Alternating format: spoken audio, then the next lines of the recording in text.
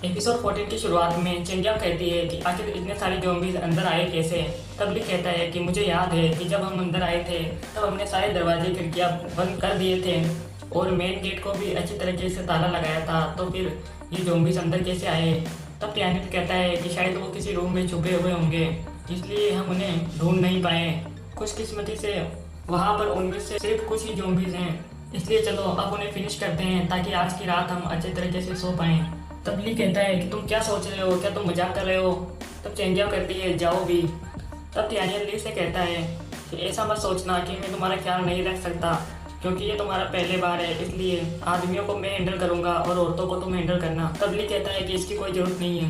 तब टैनियल कहता है कि तो फिर चलो चलते हैं, और ऐसा कहकर वो ज़ॉम्बीज़ पर हमला कर देते हैं। पर ली पर वो ज़ॉम्बीज़ भारी पड़ रहे थे। तब टैनियल कहता है कि उनके साथ खेलना बंद करो और उन्हें मारो। तब ली कहता है कि टैनियल मुझे बचाओ, मेरी हेल्प करो। तब टैनियल कहता है कि ली जुआंग तुम क्या कर रहे हो, जल्दी से उन्हें मारो। तब ली कहता है कि सॉरी मैं नहीं कर सकता।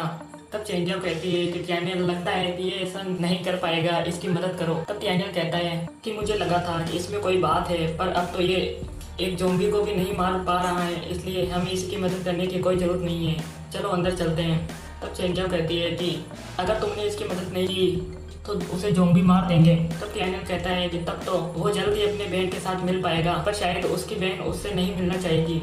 यह सुनकर ली को बहुत ज़्यादा गुस्सा आ जाता है और वो ज़ॉम्बीज़ को एक एक करके मारने लगता है। तब टैनियल कहता है कि क्या पावर है, इसने तो एक ही पंच में ज़ॉम्बी को मार दिया, इसकी कुंफू स्किल बहुत बढ़िया है। तब टैनियल कहता है कि रुक जाओ, वो मर चुकी है। पर ली बहुत गुस्से में होता है और वह टैनियल पर हाथ उठाने वाला होता है, पर टैनियल उसे बीच में रोक लेता है और कहता है क्या तुम पागल हो गए हो, तुम अपने ही टीममेट को क्यों मार रहे हो। तब ली कहता है कि तुम मेरे कोई टीममेट वीममेट नहीं लगते, तुम बस वहाँ खड़े खड़े देख रहे थे। तब टैनियल कहता है कि अगर मैं तुम्हारे लिए नहीं खड़ा होता तो तुम कब के सुपरमार्केट में ही मारे जाते, क्या तुम्हें लगता है कि तुम अभी जिंदा होते और यहाँ खड़े होते।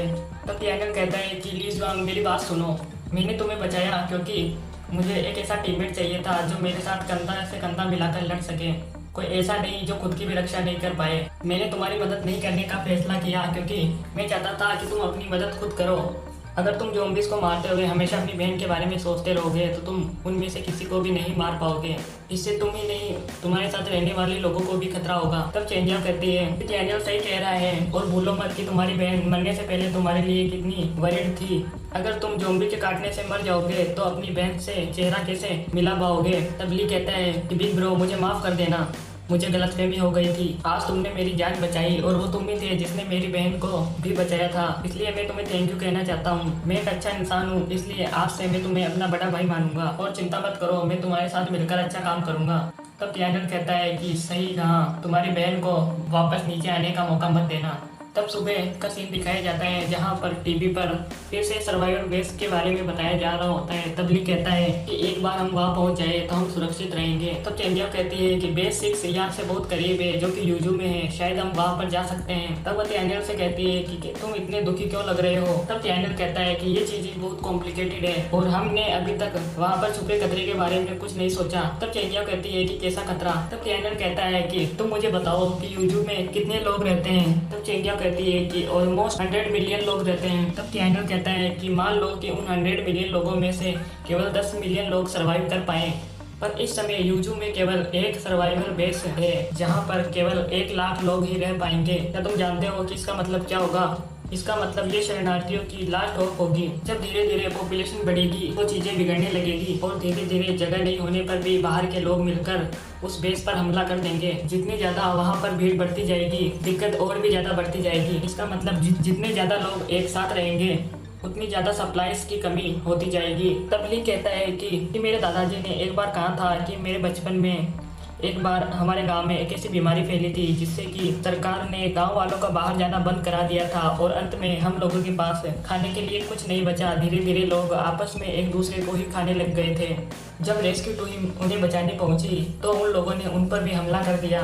तब चेंजिया कहती है कि तो फिर अब हमें क्या करना चाहिए, क्या हमें वहाँ जाना चाहिए।